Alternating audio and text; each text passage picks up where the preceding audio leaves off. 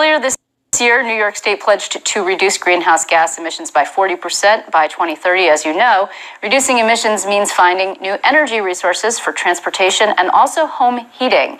And that is why a campaign called Renewable Heat Now is hosting educational workshops on geothermal heat at a handful of locations across the state this month. The goal is to help homeowners better understand their options when it comes to heating and cooling their homes with renewable energy. I'm joined in the studio by geothermal expert Jay Egg. He's going to be speaking at the workshops, and also from Buffalo, Bill Nowak of the New York Geothermal Energy Organization is joining us. Thank you, gentlemen, for being with me. It's a pleasure to see both of you. It's wonderful to be here, Liz. So geothermal still remains, though it's incentivized and clearly renewable, it still remains something of a mystery to people, and I think that most residents believe that it is too expensive and out of their reach, and also maybe kind of like space agey a little bit. So that's what you're hoping to debunk. Absolutely. We want to just simplify it. It's a heat pump. It's a heat pump that instead of using outside air, uses the energy in the ground. And it's that simple. It's really that simple. The reason it's overcomplicated to many in their minds is they just see, if they see anything, they see people digging in the ground and go, oh, that's got to be complicated. Mm-hmm. They don't really understand it.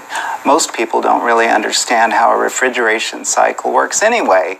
It's just a heat pump that uses the ground, the solar energy stored in the ground. So, Mr. Nowak, we've had discussions about the efforts by the state to incentivize people in this direction. There's $15 million that NYSERDA has on the table. Is that correct? That's absolutely correct. Yes, they have a rebate program that's functioning now. And how's it going? Do you know? I think it's going well. There are a number of contractors across the state that have signed up for it, and there are projects being completed. It definitely helps, and I know NYSERDA is looking very intently at closing the kind of gaps there are in terms of financing. You know, geothermal is not more expensive over the length of the system. It's just the upfront cost that's a problem. Right. So this is being looked at. So is that the first question that people ask you when you're traveling around and having these discussions? They say, okay, what's my outlay, and why is geothermal, say, better than solar or wind? That's a great question, Liz. And one of my main focuses is, let's not talk about what your outlay is. And people may argue with that. Sometimes people buy an Audi, sometimes people buy a nicer car, or they buy granite countertops. Geothermal is the finest, best, longest lasting air conditioning system money can buy, number one. It's permanent infrastructure. What you put in the ground lasts forever, essentially. So you're buying the finest piece of equipment, the finest system money can buy. And it just so happens that it also is the most energy efficient system money can buy. And it doesn't burn fossil fuels. So AC and heat, right? AC and heat. And hot water. Okay, so, now also in terms of replenishing, it's not something you have to worry about. So it's not how many days of sun do we have, how many days of wind do we have? Is this like an endless resource? It really is. If you think about the Earth as a whole, the Earth is the world's largest solar collector. It is the world, right? 50% of the energy from the sun that strikes our atmosphere is absorbed by the Earth's surface. Mm-hmm. That makes Earth also the world's largest solar battery.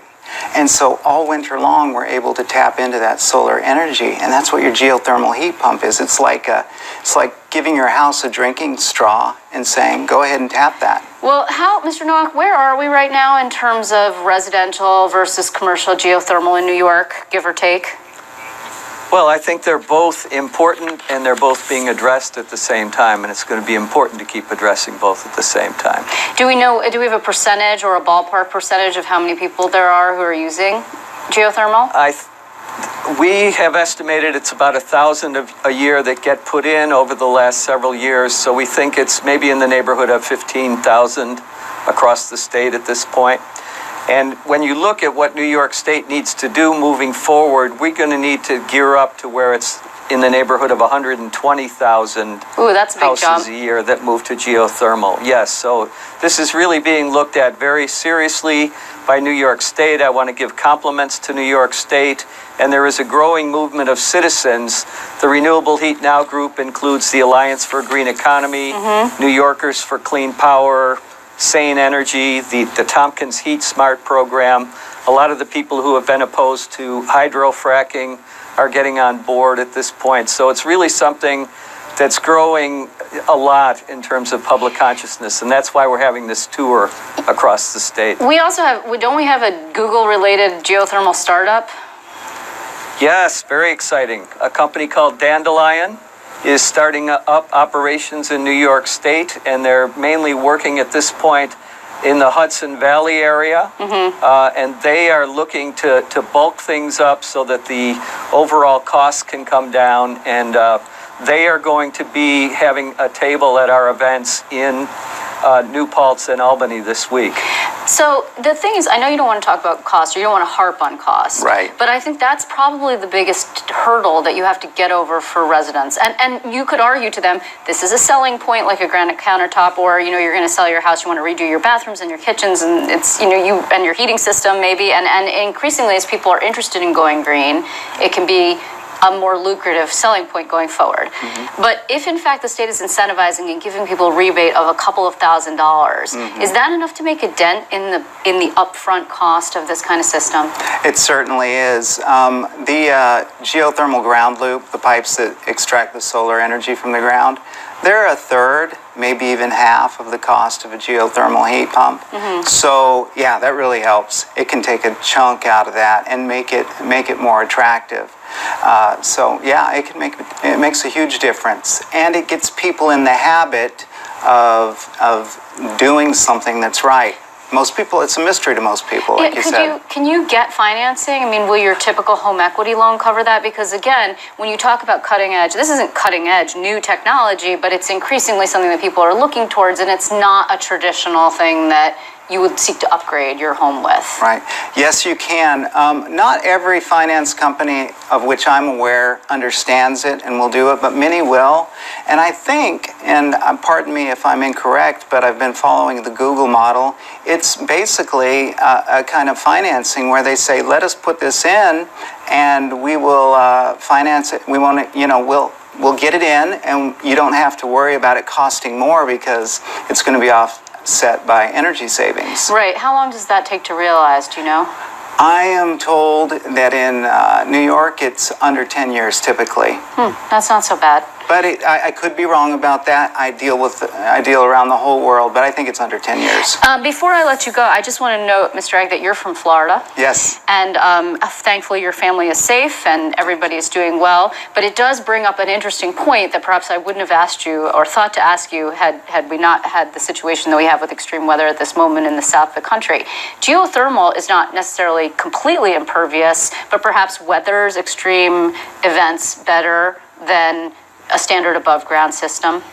Yes, as a matter of fact, I have to note that in 2012, when you had Hurricane Sandy come through the state, the New York Times noted geothermal as a storm-proof resource. Many, if not all, of the systems that were geothermal in the city were able, and outlying areas were able to weather the storm and fire right back up. But there is an above ground component. The pump is what you would have to be replacing or maintaining. When you talk about putting things under the ground, the piping system, it was what lasts. It's the stuff that's up and connected to the house or the building, whatever, that you've got to maintain. Absolutely. And one of the good things about this series that we're doing is we're helping to show architects and engineers that not only is that impervious, but when you put your equipment, if you have a multi-story building, why not put the equipment up a little bit higher above floodplain? So if something does happen, you really are flood-proof and storm-proof. So, Mr. Nowak, I believe that you've got sort of a clearinghouse website, if I'm not mistaken, that has a lot of information on it. If you would just give that very quickly. Absolutely, yes. For the tour that's for the evening events that Jay is giving, it will be renewableheatnow.org. People can see all the different events. We're doing them in about 10 different towns across New York State. And then during the day, he's going to be doing the sessions for architects and engineers. And if you go to bit.ly, GeoCEUs, so GeoCEUS, that would be the way to find out more information about that. We'd love to have more folks both at the evening and day program. So part two for the professional types is what you're saying? Yes. Got it. Yes. And very quickly, you did want to mention, I'm sorry? Well, just yes, there are different kinds of heat pumps. And in addition to geothermal, we're also going to be talking about air source heat pumps as well as part of these programs. Well, a lot to learn, and you guys are going to be very busy in the coming weeks. So I thank you for taking the time to do a little preview with us. I thank you, Mr. Nowak in Buffalo. Thank you, Mr. Egg, here with me in the studio.